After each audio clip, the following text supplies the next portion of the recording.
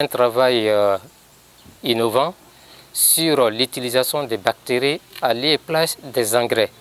En Côte d'Ivoire, nous pouvons le faire. Surtout promouvoir la culture de soja dans l'ouest, centre-ouest de la Côte d'Ivoire. Ce travail lui a permis d'obtenir une mention très honorable avec la félicitation verbale du jury qui ont apprécié son courage, sa ténacité, son abnégation pour le travail bien fait. Et l'université actuellement se positionne avec son partenaire CNRA comme des interlocuteurs ou des partenaires privilégiés pour conduire tous les projets sur soja et contribuer dans sa réussite. C'est un travail très scientifique que nous comptons le poursuivre. Cette bactérie du sol que nous appelons communément rhizobium, c'est une bactérie en absence de nutriments dans le sol, un sol appauvri, peuvent aider la plante à acquérir parce qu'ils fixent biologiquement le sol est réduit et donne à la plante. En contrepartie, la plante donne à la bactérie des glycides. Maintenant, si vous utilisez le sol et que le sol est appauvri ou cuirassé, ces bactéries peuvent dégrader, c'est-à-dire mobiliser ces minéraux tels que le phosphore, le potassium, le fer qui sont chélatés. Et ces bactéries, avec la production des substances acides, rendent disponibles à la plante. Donc vous voyez que ces bactéries non seulement aident la plante à croître et augmenter sa production, mais aussi réparent le sol. Donc on les appelle les bactéries bioremédiataires. Ils viennent résoudre les problèmes liés à l'environnement, surtout et atténuer l'impact d'engrais et les pesticides et les intrants sur notre environnement. On parle communément d'agriculture biologique ou perma-agriculture. C'est le lieu d'utiliser et de promouvoir et de valoriser le patrimoine génétique, surtout bactérien, de la Côte d'Ivoire.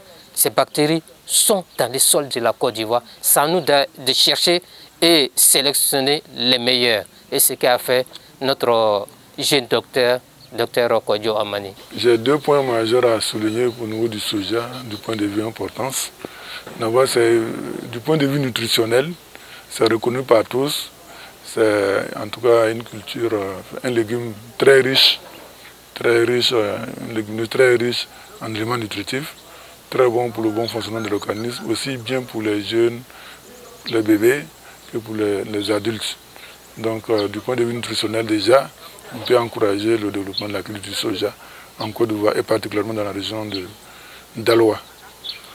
Pour ce qui concerne le second volet, l'étudiant l'a bien souligné dans sa présentation, c'est que le soja peut contribuer à l'enrichissement du sol. C'est-à-dire les sols qui sont fatigués avec la culture du soja. Le soja a cette particularité de fixer l'azote, qui est un élément important dans la nutrition des plantes et qui, après la culture du soja, dans les résidus qui restent sur le sol, ces éléments azotés l'azote qui était fixé est restitué au sol, donc ça contribue à l'enrichissement du sol. Au niveau du centre-ouest et de toute la région forestière, il y a la plupart des jachères qui sont utilisés pour la mise en place des cultures de rente. Aujourd'hui, il n'y a pratiquement plus de jachères disponibles pour les cultures de subsistance. Et nous pensons qu'avec ces souches que nous avons eues, nous pouvons les utiliser avec le soja, de pouvoir non seulement fertiliser les sols, mais aussi de pouvoir permettre à la population de pouvoir avoir d'autres sources de revenus.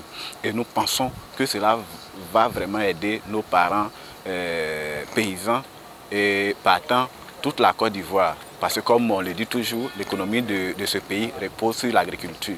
Et si nos parents se portent bien, si nos parents ont de quoi manger, si nos parents ont d'autres sources de revenus, nous pensons que c'est toute la Côte d'Ivoire qui va bien se porter.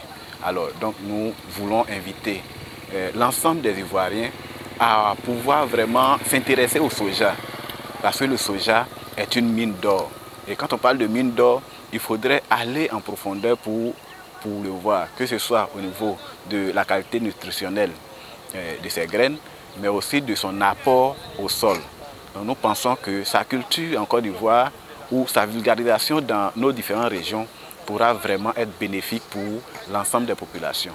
L'appel que nous lançons au niveau de l'État, c'est de soutenir ce type de recherche qui prend en compte les préoccupations des paysans et qui les traduit donc en projet de recherche pour apporter des solutions. Ça, ce sont des recherches appliquées, des recherches concrètes qui aident donc la recherche agricole. Donc nous demandons donc l'université à vocation agroforestière et agricole et un soutien efficient à l'endroit des chercheurs de cette université sera la bienvenue.